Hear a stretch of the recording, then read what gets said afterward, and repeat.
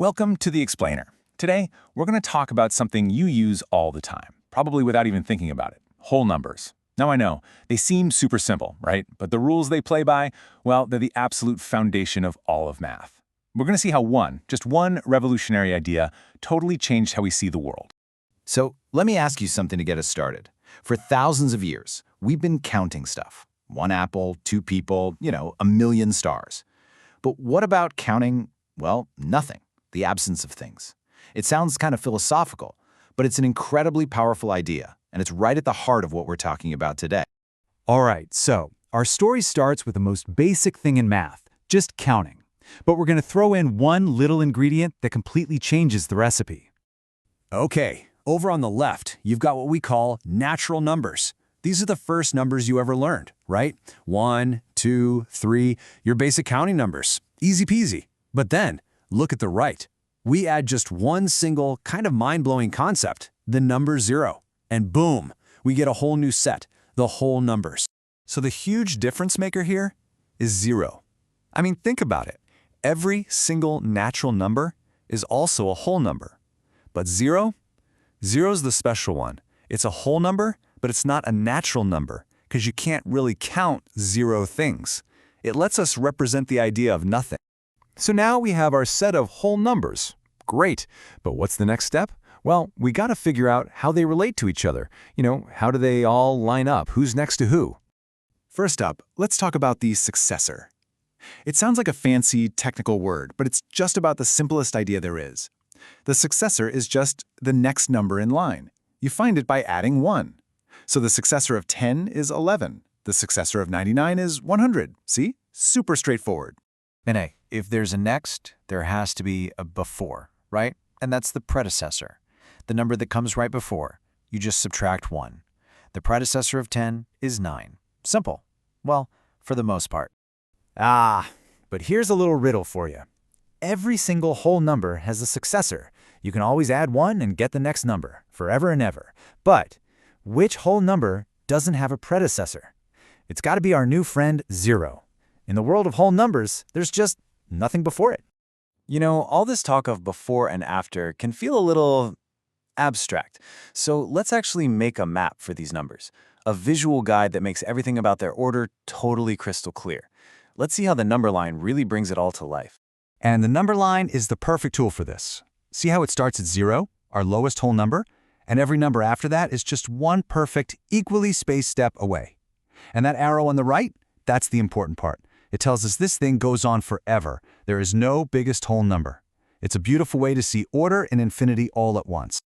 And this is where the number line goes from being a neat picture to an actual tool. Basic math just becomes movement.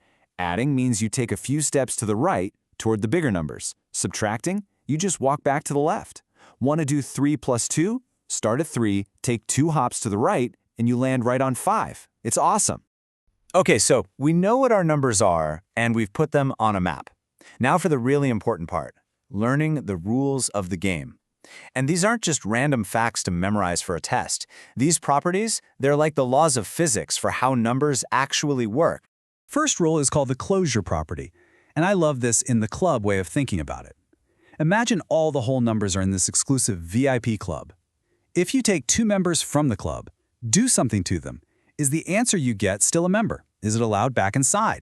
So let's try it out. Take 2 whole numbers, say 5 and 3. Add them up, you get 8. Is 8 a whole number? Is it in the club? Yep, you're in. So we say addition is closed. But check out subtraction. 3 minus 5, that gives you -2. Is -2 a whole number? Nope, sorry, you're not on the list. So subtraction is not in the club. Now we've got 2 properties that are kind of like best friends, commutative and associative. The commutative property just means the order doesn't matter. So 2 plus 3 is the exact same as 3 plus 2. The associative property means grouping doesn't matter. If you're adding 3 numbers, who cares which 2 you add first? And guess what? Both these rules work like a charm for addition and multiplication. All right, this next one is a real powerhouse. It's called the distributive property, and it's so important because it connects 2 different operations. It's the bridge between multiplication and addition. It basically lets you hand out or distribute the number you're multiplying to each of the numbers being added inside the parentheses.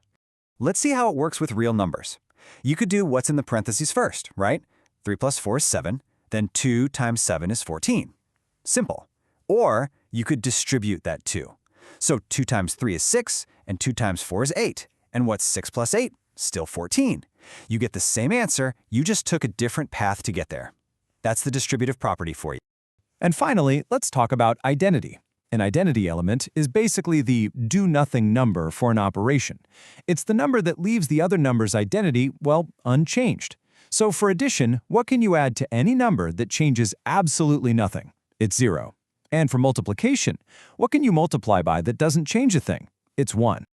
Okay, we've gone through a lot of rules, a lot of definitions, and you might be sitting there thinking, so what?